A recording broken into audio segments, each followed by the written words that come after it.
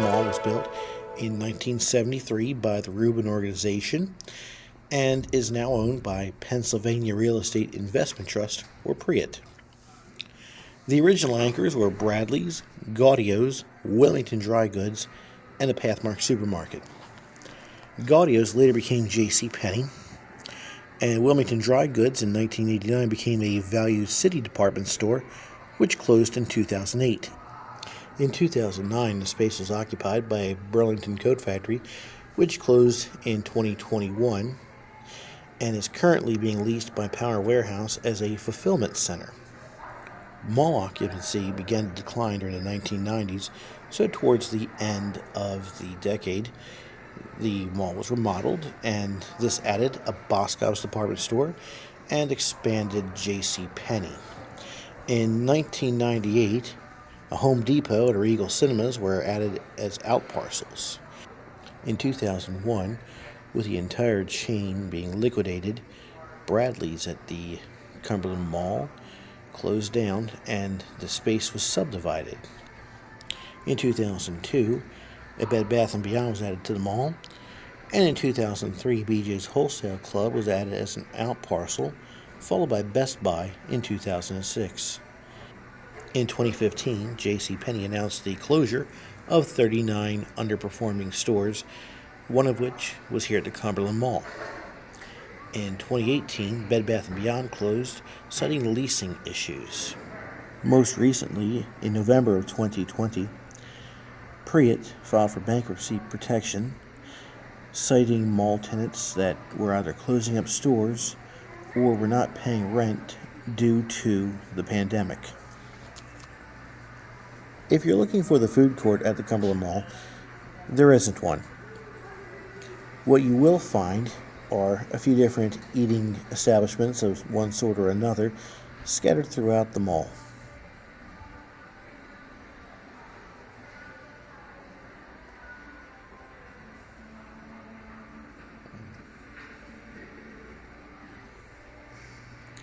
Another thing you might notice is this 90s vintage floor tile.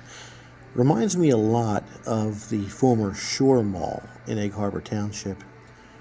Two things that impressed me about the mall would have to be all the skylights giving us nice natural light here, and also how the mall management has worked to try to fill the empty anchor spaces, and they've even brought in a few new tenants.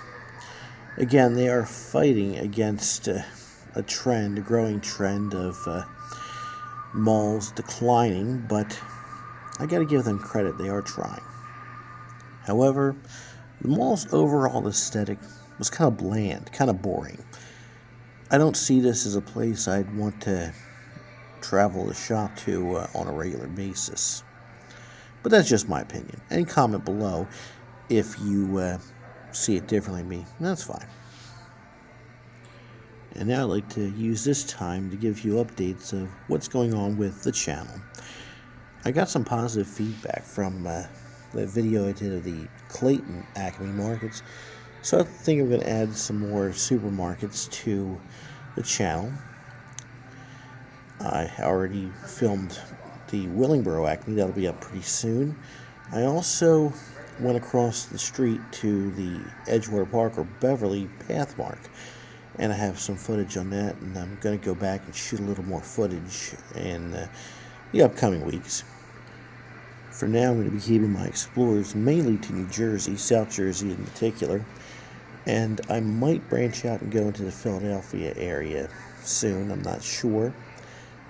And I do have one place outside Delaware Valley that I have my eye on I'd like to explore, but I'm going to have to wait on that, and we'll see. Keep your eyes and ears peeled to the YouTube to see what I do and where I go next. I promise there's going to be some pretty cool explores coming up. Now, I was just going to end my little narration here, but YouTube keeps on copyright striking my videos.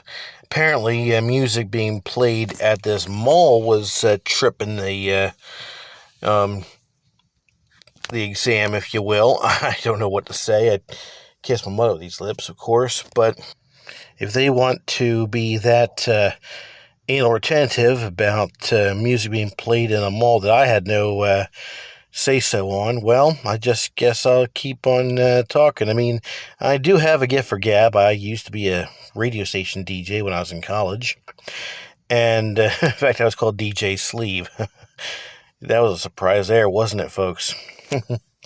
But at any rate, I hear that the Echelon Mall, well, Voorhees Town Center, I still don't call it that, the Brooklyn Pizza, the last shop in the food court, closed down.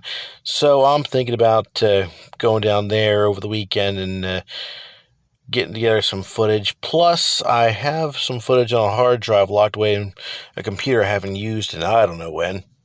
And I'm probably going to try to hit up some other, locals like myself to see if they have any footage. I do have a picture of myself and some friends at a friend's birthday party at the McDonald's that was located on the second floor of the mall before the food court.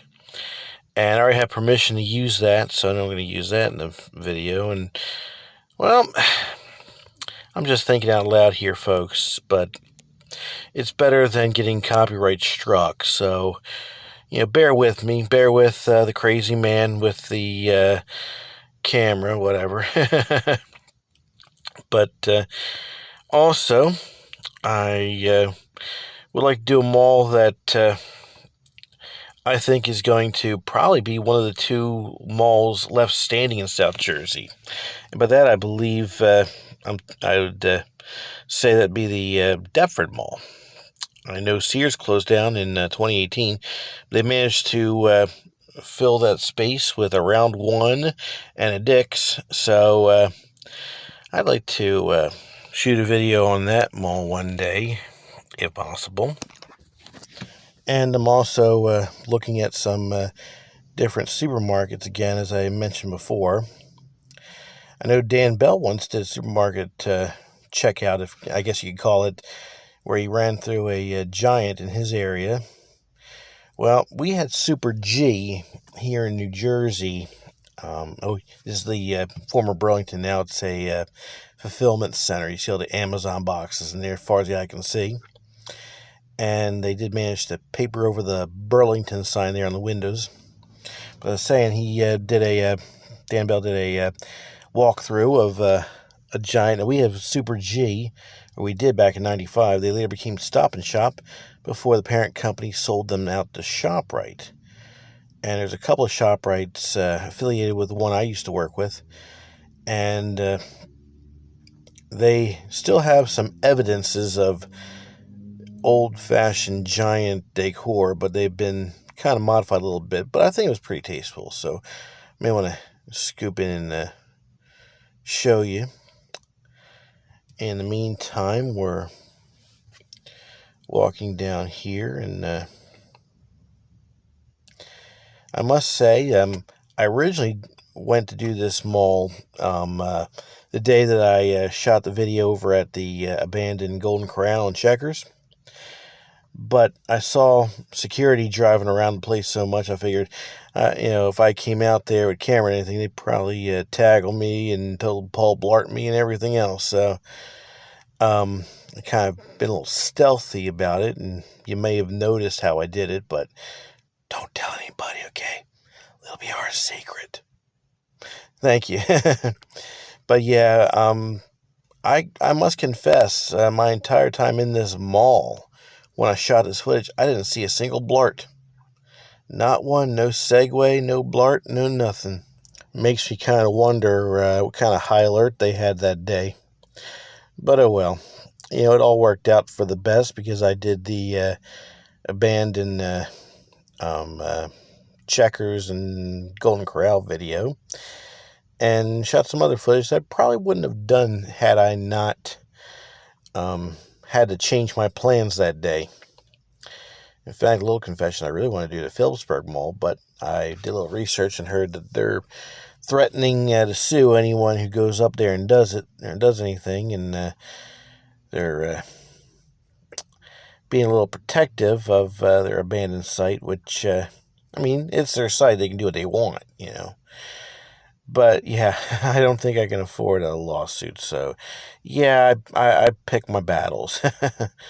Oh, yeah, and by the way, they're putting in a jewelry store there over in the Boscov's wing here at the Cumberland Mall. Again, they are trying to keep this mall alive, and I got to give them credit for that. Also, now, I didn't realize, I guess, I've always been to the Echelon Mall, and, occasionally I go to Deptford, but I didn't realize till I visited the Shore Mall and now this mall. Every Boscov's is so gaudy. No wonder they used the Camp Hill Boscov's in the movie Mannequin to, serve as that trendy or that fashionable, high-class suburban mall. Oh, I had to take a double take when I saw that espresso cafe there. Maybe I should have got me a shot of that. But I'm feeling a little tired right now, so yeah, may need a little caffeine. But, this mall tour is almost at an end here. They had a little play place there, but I didn't see any kids in there. Now I get, we're just coming out of this pandemic, or maybe we're going back into it. Who knows? Who knows? And, of course, moms are still like, don't touch that thing. You don't know where it's been, which is actually good advice, moms. Thank you out there. That was good advice when I was a little boy, and it's still good advice now, folks. But, yep, at this point, I was actually kind of forgetting which hallway, which exit or entrance I had taken. So I kind of had to look around and remember there was a T-Mobile store on my way in. So I figured I'd, take a little look here.